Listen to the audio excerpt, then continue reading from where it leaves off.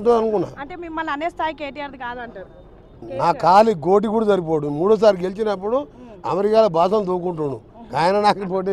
Sir చివరిగా ఈ మధ్య బండి సంజయ్ చేసిన కామెంట్స్ ఎట్లా చూస్తారు? అటు రేషన్ కార్డు పైన, ఇందిరమ్మ ఇల్లు పైన మీ మోదీ ఫోటో ఉండాలి అనడమే కానివ్వండి, లేదంటే గద్దర్ అవార్డ్స్ పైన ఉన్నటువంటి కామెంట్స్ కానివ్వండి, వీటిని ఎలా చూస్తారు? చివరిసారిగా బండి సంజయ్ గారు కూడా, బండి సంజయ్ అంత అగ్రెసివ్ లీడర్ అయినా బలహీన వర్గాలు కార్పొరేట్కి వెళ్ళి కేంద్ర మంత్రిగా అయినా బండి సంజయ్ గారు ఇంకా కూడా మారతలేడు. ఏంటంటే మా బాధ మారాలి. నువ్వు పదవులు వస్తున్నప్పుడు ఆ పదవి తగ్గట్టు మాట్లాడాలి. గద్దరు గలబెత్తి తెలంగాణ ఉద్యమం 69 కాదు మొన్న ఉద్యమంలో ఊరు పాడి ఆయన ఎమ్మడి తిరిగినాం మేము. మా ఎమ్మడి ఆయన తిరిగిండు. అలాంటి తెలంగాణ ఉద్యమకారుడు అర్హుడు కాదంటాడు. ఏమని అర్థం ఉందా? అంటే వాళ్ళకి ఇష్టం ఉన్న వాళ్ళకే అర్హులు. గద్దర్ అంటే ఏంది? ఆయన చనిపోతే ఆయనని చివరిసారి పార్థివోదయం చూస్తానికి లక్షల మంది వచ్చిండ్రు. బడుగు బలైన వర్గాలు దళితులకే కాదు, ఆయన నిరుద్యోగులకు, కళాకారులకు దేశవ్యాప్తంగా గద్దరు. ఆయన నక్సలైట్ కాదు, పోయి ఎప్పుడు అడవులలో ఉండలే.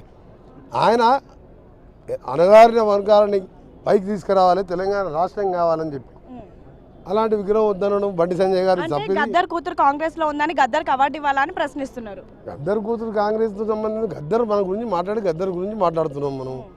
గద్దర్ గురించి మాట్లాడినప్పుడు గద్దర్ ఈయన ఏమేమంటే ఈయన అట్లా అనుడే ఖండిస్తున్నాం. ఎందుకంటే గద్దరు చనిపోయి ఈరోజు ఆయన పాట పాడి ఎవరి కోసం పాడిని చూసి నమ్మినప్పుడు ఆయన పాట పాడితే చదువుకున్న వాళ్ళు కుల మతాలకు అతీతంగా ఆయన పేదోళ్ళ కోసం గొంతెత్తితే అందరూ గలమే నిలిచేవాళ్ళు. అలాంటి వ్యక్తి వద్దనడం బండి సంజయ్ వ్యాఖ్యను తీవ్రంగా ఖండిస్తున్నారు. చివరిగా కాసేపటి క్రితమే ఎమ్మెల్సీ నోటిఫికేషన్ వచ్చింది. మీ అభ్యర్థులను ఎప్పుడు ప్రకటిస్తారు? ఆల్రెడీ బీజేపీ కూడా ప్రకటించేసింది.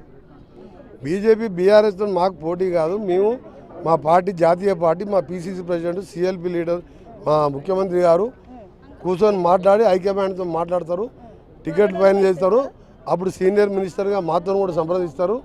ఎట్టి పరిస్థితిగా మా అధిక హైకమాండ్ ఏ నిర్ణయం తీసుకున్నా వారిని గెలిపిస్తానికి మాకు తప్పకుండా కృషి చేస్తాం. మేము చేసే 55,000 ఉద్యోగాలు ఈ 19 నెలలు నింపినాం. ఇప్పుడు 2022లో సెలెక్ట్ అయిన ఒక హ్యాండిక్యాప్డ్ అబ్బాయి సెలెక్ట్ అయితే అపాయింట్మెంట్ ఇప్పటికీ సబ్సిడీ వెరిఫికేషన్ చేసినాం. మార్చి మొదటి వారంలో వాళ్ళకు అపాయింట్మెంట్ జూనియర్ లెక్చర్గా ఇస్తున్నాం. ఏదంటే మేము రెడీ చేసినా వీళ్ళు ఇస్తున్నారు. రెడీ చేస్తాం, ఇస్తానికి ఏమైనా ఒళ్ళంగా లేదని టైం దొరకలేదు. అప్పుడు 55,000 చిన్న చిన్న సమస్యలు, కోర్టు సమస్యలు పరిష్కరించి ఇచ్చుతున్నాం మేము. అందుకని గ్రాడ్యుయేట్ కానీ ఎడ్యుకేటెడ్ కానీ అందరూ కూడా మా ఎమ్మడే ఉన్నారు.